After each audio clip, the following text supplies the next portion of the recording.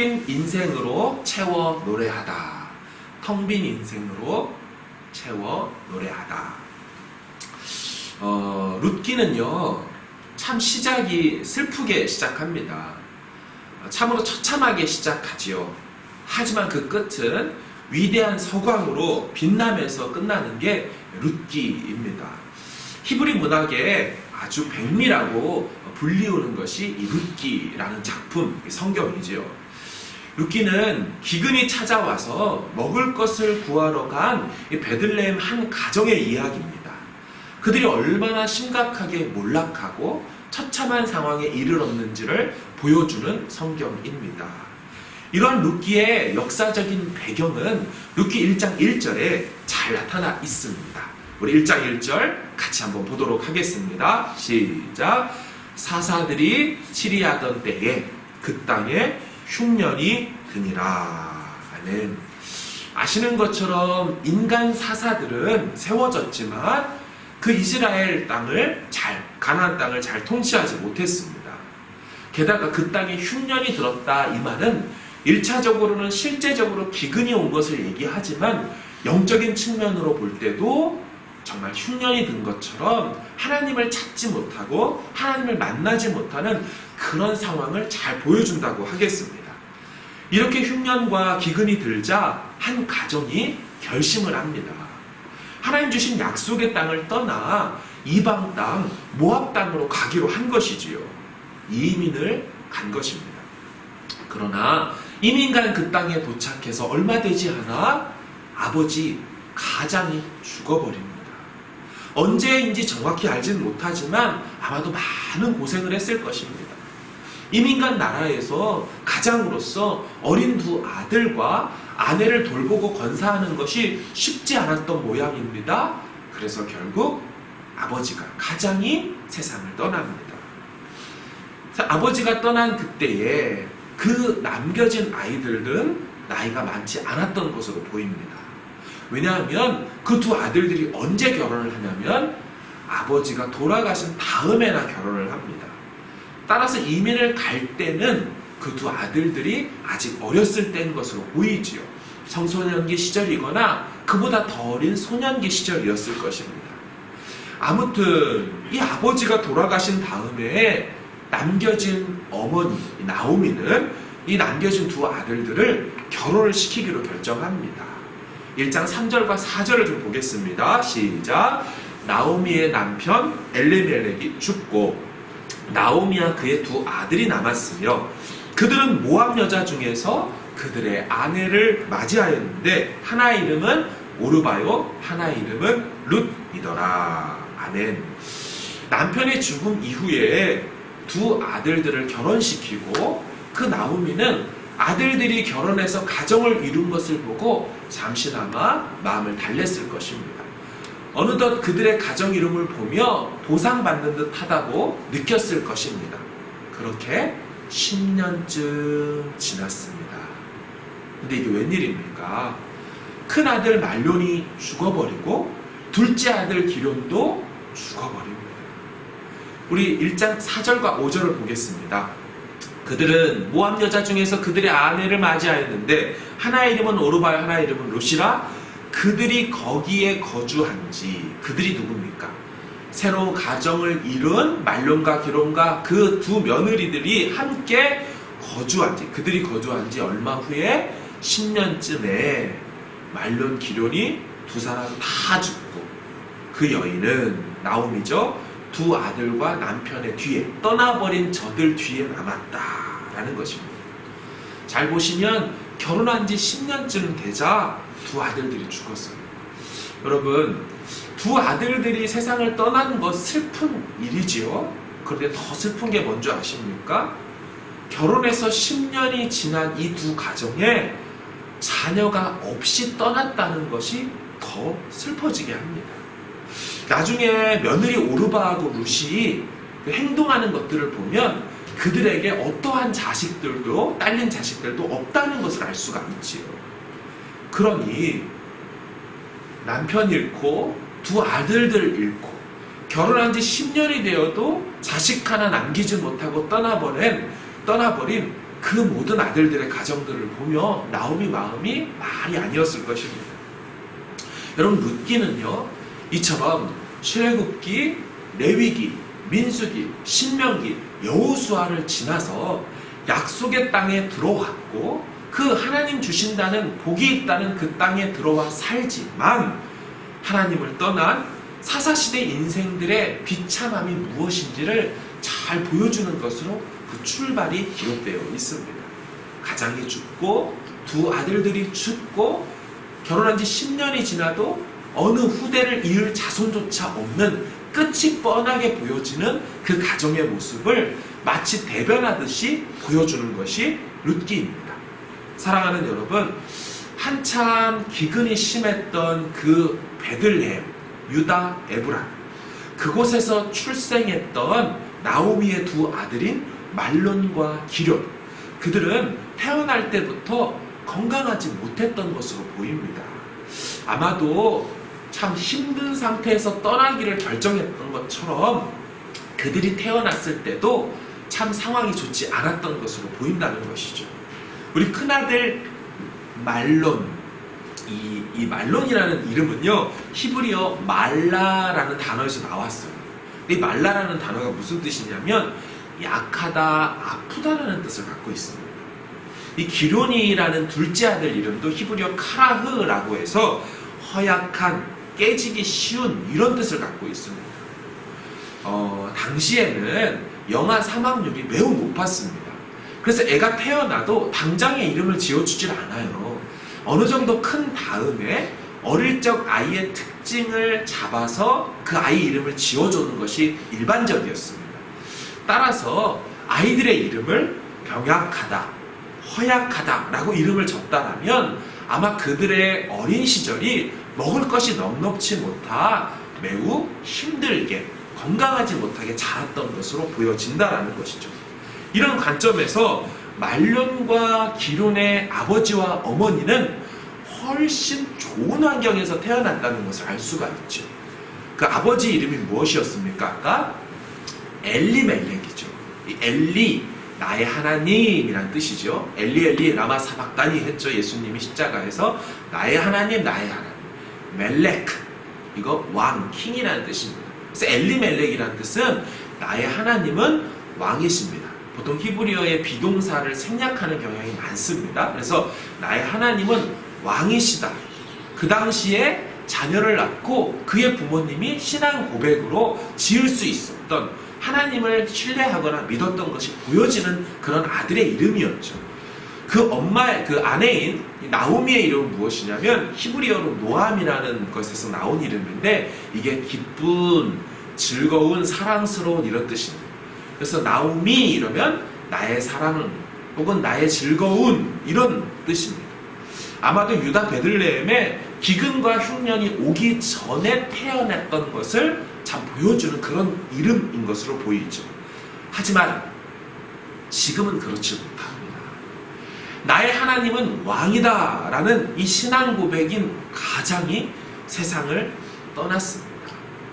그 고백도 같이 떠난 것처럼 저들 삶을 돌봐주는 자가 없는 것처럼만 보입니다. 유다 베들레헴 사람들이 여러분 모압 땅으로 갔다는 것 자체가 무언가 꼬이기 시작하는 출발이었던 것으로 보이죠. 여러분, 신앙생활, 믿음으로 사는 인생의 여정이라는 것이 이런 것 같습니다. 약속의 땅을 떠난 인생, 약속의 말씀을 떠나고 하나님을 떠난 인생은 시간이 걸릴 뿐 이와 같이 언젠가는 기근과 흉년이 인생 가운데 찾아온다라는 것입니다. 이스라엘 백성들은요, 출애굽 후에 주신 그 약속의 땅에서 점령하고 싸워내서 하나님 다스리는 국가를 만들어냈어야 했습니다. 하지만 그들은 지파별로 분열하기 시작합니다. 서로 내분이 일어납니다. 백성들 중에 일부는 그 땅을 떠나버렸습니다. 그리고 결국 사사시대라는 영적인 암흑기, 극심한 어려움 가운데 처하게 되었습니다. 그러나 사랑하는 여러분, 이 룻기가 룻기 될 수 있는 것은 이들이 기근과 흉년 속에서 무엇을 결정합니까? 돌아가기로 결정했다는 것입니다. 이 본문 6절을 좀 같이 읽도록 하겠습니다. 시작. 그 여인이 모압 지방에서 여호와께서 자기 백성을 돌보시사 그들에게 양식을 주셨다 함을 듣고 이에 두 며느리와 함께 일어나 모압 지방에서 돌아오려 하여 하는 무엇한 겁니까? 그들이 그 상황 가운데 끝까지 머물지 않고 뭘 결정합니까? 돌아가야겠다. 다시 약속의 땅으로 돌아가야겠다. 가나안 땅 하나님 주신 그 땅 원래 왔던 그곳으로 돌아가야겠다라고 결정했다라는 것입니다. 어찌 보면 여러분 룻기는요 처음부터 참 아이러니한 장면으로 시작합니다. 여러분 이들이 처음 출발해서 떠나왔던 그 땅이 처음 있었던 그 땅이 어떤 곳이라고 말했습니까? 아까 유다 베들레헴입니다. 베들레헴이 무슨 뜻인지 아시지요? 베트, 바이트, 하우스라는 뜻이고 레헴, 떡, 빵이라는 뜻입니다. 그러니까 베들레헴은 떡집, 빵집입니다. 언어적으로 본다면 빵집, 떡집에 살던 저들이 먹을 것이 떨어졌다고 그 떡집을 떠나왔다라는 것입니다. 이는 영적으로도 참 답이 정해져 있는 이야기 아닙니까? 베들레헴, 떡집, 이 떡집 태생인 분이 있으시죠? 누가 떡집에서 태어났습니까? 신약에 보면 예수님이시죠. 떡집에서 태어난 생명의 떡이신 그분을 떠난 인생 어떻게 되겠습니까? 답이 정해져 있지 않습니까? 인생은 기근을 맞게 됩니다. 어려움을 맞게 됩니다. 생명의 떡이신 예수님을 떠난 인생이 그러하듯이 떡집인 베들레헴을 떠난 저들의 인생이 이와 같이 잃고 잃어 어려움을 만나게 된 것이 룻기의 이야기라는 것입니다. 나오미도요, 이 고난을 다 겪고 난 후에 깨달은 다음에 그녀가 이렇게 고백하죠. 1장 21절 이렇게 말합니다. 내가 풍족하게 나갔더니 여호와께서 내게 비어 돌아오게 하셨느니라. 자기 삶이 어떻다고 말해요? 비었다라고 얘기합니다. 내 삶이 텅 비어버렸다. 그런데 여러분 이 말엔 좀 오해가 있습니다. 지금 나오미가 처음에 뭐라 그래요? 내가 풍족하게 나갔더니. 여러분 먹을 게 떨어져서 간 여인이 무슨 풍족하게 나갔겠습니까? 말이 안 되는 소리죠?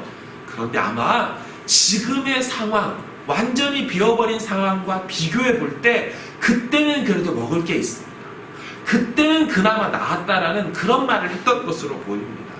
아무튼 떡집을 떠난 인생, 생명의 떡이신 그분을 떠난 인생에게 돌아오는 건 텅 빈 인생밖에 없다라는 것이죠. 또한 나오미의 삶엔 괴로움마저 있었습니다. 1장 20절을 보십시오. 나오미가 그들에게 이르되 나를 나오미라 부르지 말고 나를 뭐라고 부르래요? 마라라 부르라. 이는 전능자가 나를 심히 괴롭게 하셨음이니라. 여러분 나오미가요 돌아와서 고향 땅에 돌아와서 하는 얘기가 계명 의사를 밝힙니다. 나 더 이상 나오미 기쁨 즐거움이라고 나를 부르지 마십시오. 내 이름을 바꾸고 싶습니다. 나를 마라 괴로움 비통함으로 바꿔 불러주십시오. 나는 내 이름과 어울리지 않는 인생입니다. 심지어 나오미는요 자기를 괴롭게 한 사람이 있다고 그래요. 나를 괴롭게 한 존재가 있다고 그래요. 그분이 전능자라고 얘기하죠. 말씀에 뭐라고 합니까? 이는 전능자가 나를 심히 괴롭게 했다. 전능자 여호와 신이라는 그분이 내게 한 일은 나를 고문했고 나를 괴롭게 한 것밖에 없다. 여러분 지금 잘못되어도 단단히 잘못되었죠. 나오미가 갖고 있는 하나님에 대한 개념이 완전히 뒤틀려 있는 것으로 보여지십니까? 여호와는 어떤 상황에서도 선하시다라고 말해야 되는데 자신의 상황 속에서 그녀가 인식하는 하나님은 어떤 분? 나를 괴롭게 하는 분. 전능자로서 갖고 있는 모든 파워를 가지고 할 수 있는 거라고는 내 인생의 모든 것을 빼앗아 버린 분, 이렇게밖에 인식하지 않는다라는 것입니다. 남편을 잃어버린 모습, 완전히 남편을 잃어버린 모습. 남편의 이름 자체가 신앙 고백 아닙니까? 나의 하나님은 왕이다. 그런데 그녀가 뭐라고 말해요? 그 전능자 나의 하나님은 왕은 무슨 놈의커녕 왕이야. 내 삶을 송두리째 빼앗아가 버린 분이지 이렇게 고장나 있다라는 거예요. 두 번째, 자기 자신마저 잃어버린 모습 아닙니까? 나오미. 이름 정체성 자체가 기쁨과 즐거움의 그녀였는데 그 즐거움이 다 사라져버린, 정체성을 완전히 잃어버린 모습으로 등장하고 있는 거죠. 그런데 사랑하는 여러분, 여기서부터가 룻기가 룻기 된 이유가 여기서 출발합니다. 룻기는 하나님이 나오미의 인생을 망치고 빼앗아서 비워버리게 했다라는 내용이 아닙니다. 나오미와 그 가정은 스스로 떠나기로 결정한 거 아닙니까? 하나님이 시킨 게 아닙니다. 자신들이 그 결정을 했고 자신들이 이방 땅으로 떠난 것입니다. 떡집을 떠나버린, 비워버린 그 인생을 다시 하나님께서 완전히 채우시고 다시금 온전하게 회복시킨다는 이야기가 룻기의 이야기지, 하나님이 그녀들의 인생을 다 송두리째 빼앗아갔다는 것이 룻기의 본 메시지가 아니라는 것입니다. 여러분, 하나님은 어떻게 나오미를 채워가실까요? 완전히 비워 돌아오게 한 비워버린 인생을 하나님 어떻게 다시 채워가실까요? 이것은 나오미도 그 시어머니 나오미를 쫓아 그저 무작정 쫓아온 이 며느리 룻도 이 두 여인들 누구도 생각하지 못하고 누구도 계획하지 못했던 방식으로 그들의 삶에 일어나는 것으로 나타납니다. 이것을 보여주는 대표적인 장면이 있죠. 읽진 않았지만 다음 장인 2장 2절과 3절을 같이 보도록 하겠습니다. 시작.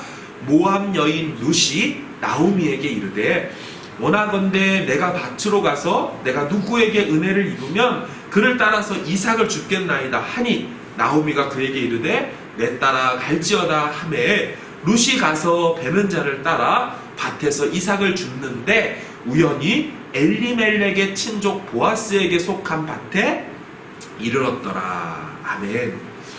여러분, 이미 이 스토리를 다 아시지요.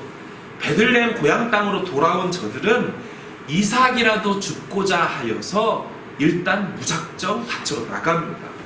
룻은요, 시어머니 나오미가 내 따라 갈지어다 하니까 그냥 집을 나와서 아무 밭이나 가게 됩니다. 그러면서 그녀가 말하죠. 내 삶에 은혜가 있다면 이 한 번도 밟아보지 못한 이 베들레헴 땅, 어머니의 하나님과 어머니의 백성들이 말했던 젖과 꿀이 흐른다는 이 땅에 내가 돌아왔는데 은혜가 내게 임한다면 이삭 몇 개라도 내가 주울 수 있을 것입니다 라는 그 마음 가지고 그저 출발한 그 걸음, 하나님은 그 걸음을 어떻게 인도하십니까? 성경에 보니까 우연히 보아스의 밭에 갔다라고 말합니다. 그리고 그 다음 구절인 4절을 좀 화면으로 볼까요? 마침 보아스가 베들레헴에서부터 와서 베는 자들에게 이르되, 우연히 간 룻과 마침 그곳에 도착한 보아스의 모습이 나타납니다. 이 둘의 역사적인 만남은 두 개의 부사로 이루어져 있죠. 우연히와 마침입니다. 이 우연이라고 되어 있는 히브리어 미크레으라는 이 단어는요, 사람의 뜻과 계획과 상관없이 일어난 사건을 일컬을 때 말합니다. 그러니까 사람이 계획하고 사람이 뜻해서 일어난 것이 아니라 사람의 계획 밖에 일어나버린 어떤 사건들을 말할 때 우연이라는 미크레으라는 단어를 쓰고요. 그 다음에 마침이라는 이 단어는 번역을 조금 세게 한 건데요. 이 단어는 히브리어 히네입니다. 이게 뭐냐면 주의 집중 명령 동사예요. 히네, behold, 봐라라는 뜻입니다. 그러니까 이런 거죠. 룻이 우연히 보아스의 밭에 도착하였다. 봐라. 그때 보아스가 도착했다. 이런 것입니다. 우리 영어 성경으로 좀 보시면요. NIV 성경 보세요. Just then 이라고 되어 있죠. 바로 그때 우연히 갖는 그 타이밍에 딱 맞춰 보아스가 왔도다. 넷 바이블에서 뭐라 그래요? Now at that very moment. 자, 바로 그 순간에 보아스가 그곳에 왔도다 라고 말하고 있습니다. 성경을 읽고 있는 독자들로 하여금 주목해서 볼 것을 말해주고 있죠. 여러분, 무슨 말입니까? 지금 이 본문은 하나님이 그들 인생, 비어져 버린 저들의 인생을 채우시는 역사가 이와 같이 임하고 있다는 것입니다. 우리는 알지도 못하고 생각도 못하게 그렇게 우연히 행동을 하는데 하나님은 마침 그곳에서 역사와 만남을 일으킨다라는 것으로 채워가신다라는 거예요. 사랑하는 여러분, 하나님은 늘 이렇게 일하시는 것 같습니다. 작은 우리의 머리, 제한된 지식과 얕은 경험을 가지고 우리는 측량할 수 없습니다. 이렇게 될 거라고 생각지도 못하고 그렇게 살아갑니다. 여러분, 루시요, 보아스 유혹하려고 그 밭 찍어가지고 간 것입니까? 야, 보아스 좀 만나봐야겠다 계획하고 그때 간 겁니까? 아니죠. 보아스도 외국인 근로자랑 만나 결혼하고 싶어갖고 자기 밭에 그 타이밍에 간 것도 아닙니다. 이들은 아무런 생각도 없었고 그저 루시 뭐 하려고요? 내가 누구에게든지 은혜를 입으면 좋겠습니다 하고 간 거예요. 우리 2장 2절을 좀 보십시오. 모압 여인 루시 나오미에게 이르되 원하건대 내가 밭으로 가서 내가 누구에게 은혜를 입으면 그를 따라서 이삭을 줍겠나이다 하니, 그저 뭐라고 말한 거예요? 누가 될지는 모르지만 은혜가 조금이라도 임한다면 내가 이삭 몇 알이라도 줍겠습니다. 그저 조그만 은혜 하나 바르고 정처 없이 방향 몰라 떠난 그 걸음이지만 약속의 땅으로 돌아오고 다시 떡집으로 돌아온 그 인생에게 하나님 어떻게 하셔요? 우리 루시 보아스를 만난 그날 루세의 그 품에 무엇이 안겨져서 돌아오는 것으로 보여지는 줄 아십니까? 2장 17절과 18절을 좀 보십시오. 루시 밭에서 저녁까지 줍고 그 주운 것을 떠니 보리가 얼만큼 됐대요? 한 에바쯤 되는지라. 그것을 가지고 성읍에 들어가서 시어머니에게 주운 것을 보이고, 여러분 주운 것을 보이고 그가 배불리 먹고 남긴 것을 내어드렸대요. 그러니까 루시요, 배불리 다 먹고 남긴 거를 보여준 게 보리가 한 에바예요. 이 한 에바가 15리터입니다. 페트병 1.5리터 10개 됩니다. 한 여인이 물로 따지면은 이게 한 15kg 정도 되는 거거든요. 보리로 따진다고 쳐도 한 근 10kg 정도 되는 걸 한 여인이 혼자 메고서 집까지 돌아옵니다. 이거는 이삭을 주웠다라는 느낌이 아니죠. 추수해온 느낌으로 그녀들의 빈 곳간을 하나님이 우연한 걸음이지만 이토록 풍성히 채워주셨습니다. 또한 룻의, 결국 우리는 결론 알죠. 이 룻의 비어버린 남편의 자리를 누구로 채우셨습니까? 보아스라는 유력한 막강한 재력 있고 능력 있는 사람으로 하나님이 든든히 채워주셨습니다. 그리고 남편을 잃고 두 아들마저 잃어 완전히 비어 돌아왔다라고 말했던 이 나오미의 삶도 어떻게 채우십니까? 우리 룻기의 마지막 장인 4장 16, 17절을 같이 좀 보겠습니다. 시작. 나오미가 아기를 받아 품에 품고 그의 양육자가 되니 그의 이웃 여인들이 그에게 이름을 지어주되 나오미에게 아들이 태어났다 하여. 여러분 저 노란색 글씨를 잘 보십시오. 이제 우리는 결론을 알죠. 결국 룻은 보아스랑 결혼을 합니다. 그죠? 그래서 그 룻이 아이를 낳게 되죠. 그 아이를 낳은 그 룻의 아이, 며느리의 아이를 이렇게 품에 안은 나오미, 시어머니 아닙니까? 그러면 그 이웃 여인들이 찾아와서 나오미가 아이를 안고 있어요. 나오미가 난 아들이 아니잖아요. 근데 뭐라고 말합니까? 나오미에게 아들이 태어났다. 원래는 뭐라고 말해야 돼요? 나오미에게 손자가 태어났다라고 말하는 것이 정상이지요. 근데 여인들은 나오미에게 아들이 태어났다라고 말합니다. 왜 이렇게 말할까요? 룻기 서두에 나오미는 아들을 잃어버렸습니다. 그 아들을 잃어버린 그녀의 삶을 하나님이 어떻게 채우셨는지를 보여주고 싶어서 마지막 장인 4장에 아들을 그가 낳았다라고 일부러 표현하는 것입니다. 중요한 표현이 또 있는데요. 룻기 1장 5절과 4장 16절을 같이 좀 보여주시면, 자, 저 단어를 잘 보십시오. 1장 5절 되게 슬픈 장면 아닙니까? 말륜과 기륜 두 사람이 다 죽고 그 여인은, 나오미는 두 아들과 남편의 뒤에 남았더라. 떠나버린 두 아들, 떠나버린 남편 뒤에 남겨졌다는 얘기를 하는 저 아들이라는 저 노란색 글씨와 4장에 나오미가 아기를 받아 품에 안고 그의 양육자가 됐다라는 저 두 단어가 같은 단어입니다. 두 단어 모두 히브리어 예레브라는 child라는 단어를 씁니다. 여러분 영어 성경을 찾아보시면 to children이라고 되어 있습니다. 1장 5절. 근데 여러분 실제로는 결혼한 두 아들이 죽었기 때문에 그냥 son이라고 말을 해야지 아이들이라고 애기들이라고 말하면 안 되거든요. 왜 그런 줄 아십니까? 저 두 개를 연결시키고 있는 장면입니다. 그러니까 룻의 처음 장면이 어떤 거예요? 두 애기들을 생명들을 잃어버린 그녀의 삶인데 4장에 가면 어떻게 됩니까? 아기가 품에 안겨있는 것으로 끝난다라는 것입니다. 룻기는 뭘 얘기하고 싶은 거예요? 하나님은 어떤 분이냐? 텅 비어버린 그녀의 삶, 생명을 잃어버린 그녀의 삶에 아기라는 또 다른 생명으로 안겨주시는 것으로 그렇게 끝난다. 우리 하나님은 어떤 분인지 사사시대를 사는 너희여 분명하게 기억해라.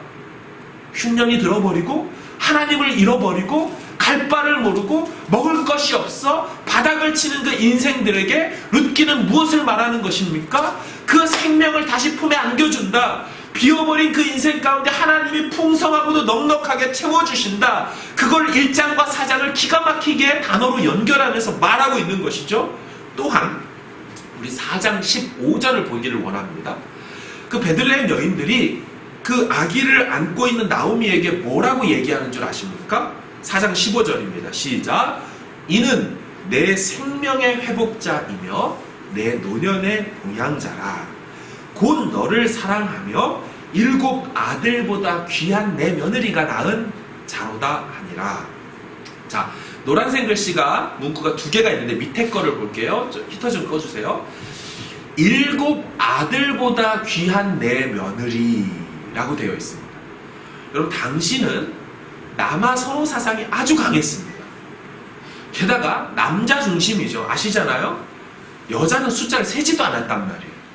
그런데 며느리를 뭐라고 얘기해 줍니까? 다른 사람들이 7 아들보다 귀한 내 며느리. 2 아들을 잃어버렸는데 하나님이 그 나오미의 삶에 7 아들보다 귀한 며느리를 주셨다라고 타인들이 다 인정해버립니다. 놀라운 일들이 일어난 거죠.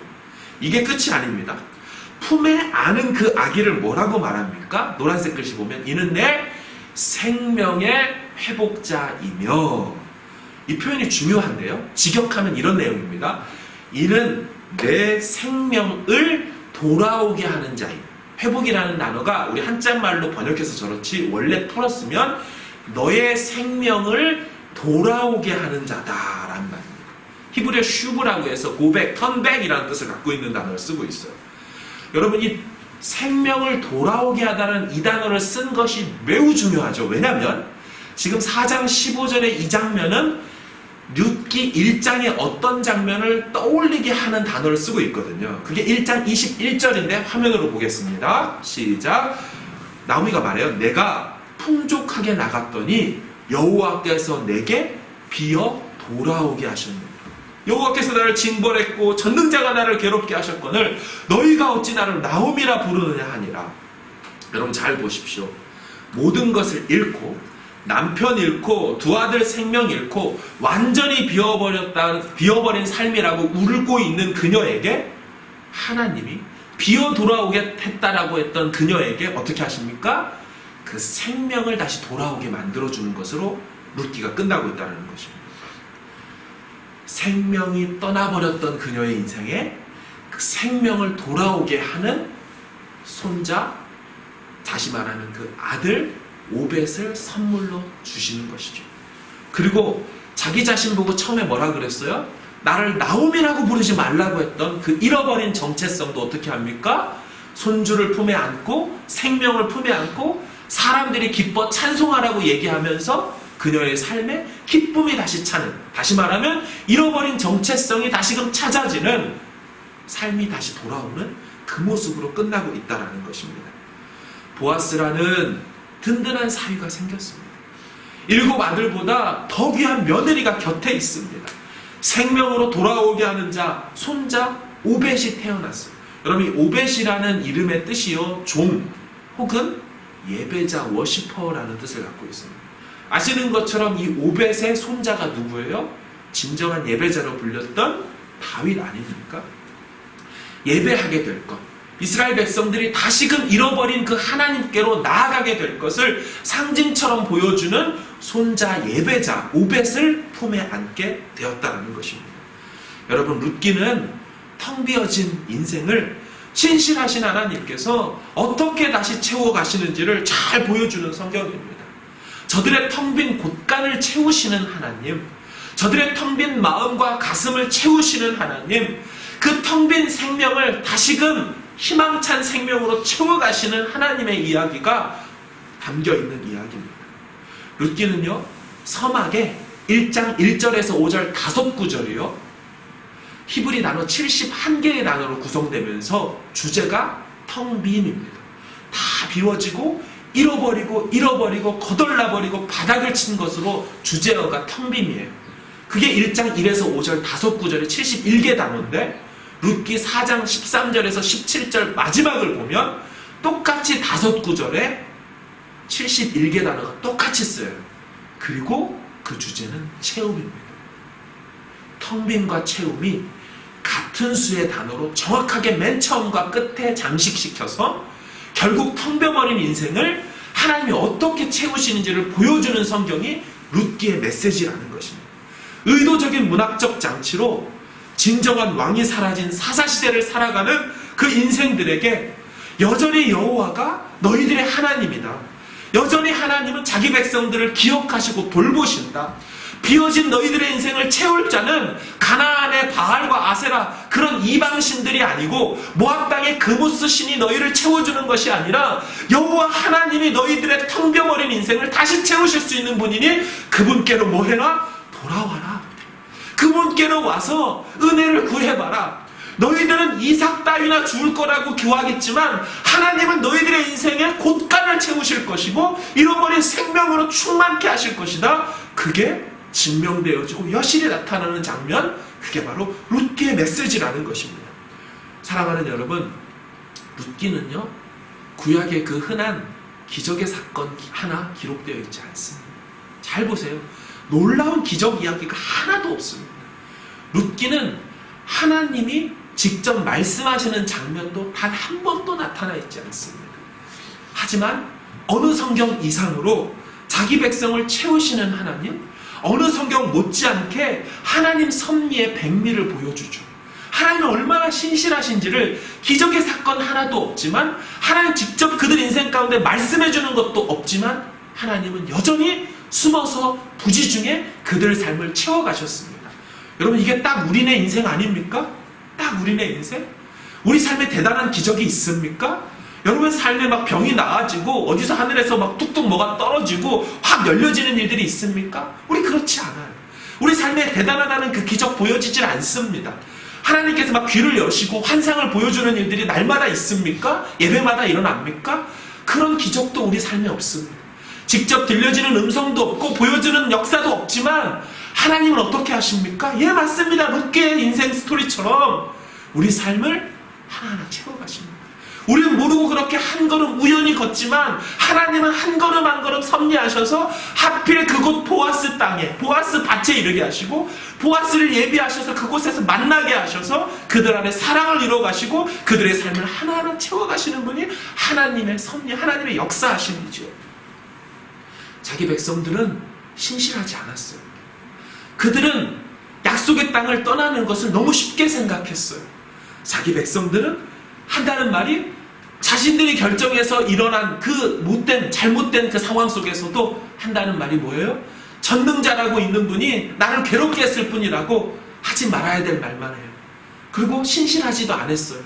하지만 그분의 하나님은, 저들의 하나님은, 여호와는 어떻게 하십니까? 자기 백성을 잃어버리지 않으십니다. 자기 백성을 끝까지 기억해내십니다. 그리고 찾아가셔서 한 가정을 택하여 다시금 세워가시고 그 비참해버린 그 인생을 모델 삼아서 그 가정에서 증손자로 다윗을 낳게 하셔요. 그리고 다윗의 후손으로 메시아를 보내어주셔서 예수 그리스도로 말미암아 수많은 인생들을 먹이시고 입히시는 생명의 땅의 산실이 무엇인지 보여주고 계십니다. 여러분, 하나님의 역사는 이런 거예요. 비참해버리고 완전히 없어져버린 인생 가운데 아무도 모르게 찾아오셔서 다시금 역사를 일으켜 가시는 거죠. 우리가 할 일이 무엇입니까? 돌아가는 것입니다. 힘들고 어려워도 그곳에 다시금 곡식이 있다. 하나님이 그 땅 백성들을 돌아보셨다는 소리를 듣고 멀리서 들은 소문이지만 거기 가야 소망이 있다는 것을 듣고 믿고 다시금 돌아가서 누구에게라도 은혜를 입은다면 내가 그것으로 족하겠습니다 하며 적은 걸음이라도 이 작은 믿음이라도 소소한 행동이라도 해보는 것이죠. 그때 하나님이 그 걸음을 통하여 일하실 것입니다. 하나님이 하나하나 우리 인생을 채워가실 것입니다. 그래서 수많은 사람들로 하여금 다시금 노래하게 하는 인생, 텅 빈 인생으로 채워 노래하게 하시는 분이 우리 하나님인 줄로 믿습니다. 이 노래로 풍성한, 이 곡조로 가득한 저와 여러분들의 인생이 이번 한 주간 되어지기를 간절히 주님의 이름으로 축원합니다. 아멘.